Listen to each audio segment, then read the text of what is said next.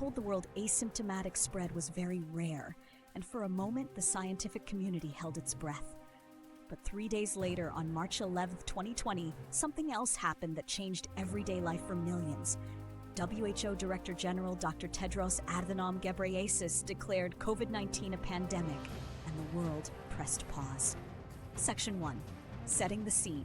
The messy, urgent spring of 2020. Think back, we were all watching the news like it was a thriller, except it was real life. In late January, the World Health Organization had already sounded the alarm with a public health emergency of international concern. Scientists were racing to understand a virus nobody knew well. Data were thin, lab studies were pouring in, and one offhand line from a WHO expert, Dr. Maria van Kerkhove, saying transmission from asymptomatic people seemed to be quite rare, suddenly carried the weight of hope in policy. That moment shows how fragile the bridge from data to public guidance can be. One sentence can calm or steer entire debates. But the virus didn't wait for certainty. Section 2. What pandemic meant and why WHO used it then. So what changed on March 11? Dr. Tedros didn't declare a pandemic to scare people. He did it because the virus had checked 3 boxes. Widespread geographic spread, serious impact in multiple countries, and patterns of sustained community transmission. Technically, a pandemic describes the scale and reach of a disease, not a new kind of virus. The declaration was also a blunt message. This was no longer a cluster or an outbreak we could contain in a few places. It was global, and it called for governments, institutions, and communities to act at a different level. Section 3. The announcement and its tone. Tedros spoke that day. He used measured language, explaining the science, urging action, and warning that words like pandemic mustn't become an excuse for panic or for inaction. That balance mattered. He was telling leaders, treat this with the urgency of a global emergency, but don't give up on containment where you can still break chains of transmission.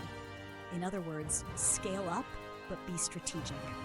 Section 4. Immediate tangible ripples. Olympics, Broadway, and flights. When the ripples hit daily life. The Tokyo Olympics, months away, suddenly faced uncertainty. Athletes had been training for years. On March 24th, the International Olympic Committee and Japan announced the unprecedented postponement to 2021. For performers on Broadway, the decision was immediate and personal. Theaters darkened, rehearsals stopped, whole creative communities lost work overnight. Airports and airlines felt it next. Governments closed borders, countries introduced travel bans, and passenger flights evaporated as demand plunged and restrictions multiplied. Flights were postponed or canceled, entire schedules were rewritten, and the travel industry went into crisis management. It's worth pausing on the human side. Imagine an Olympic athlete who peaked for July 2020, a stage actor mid-run suddenly unpaid, or a family with a book trip uncertain whether to travel. That declaration turned abstract epidemiology into canceled flights, closed theaters, and postponed dreams. Section 5. Why one declaration matters, and what we learned. The WHO's pandemic declaration didn't create the virus or the closures, but it pulled together a moment of global recognition that allowed, and sometimes forced, governments and organizations to make sweeping choices. It also exposed tensions. When should leaders act on incomplete science? How do we weigh economy against public health? We saw both swift lockdowns and delayed responses, and those differences shaped out cross countries. We also learned something about communication. Earlier, when Dr.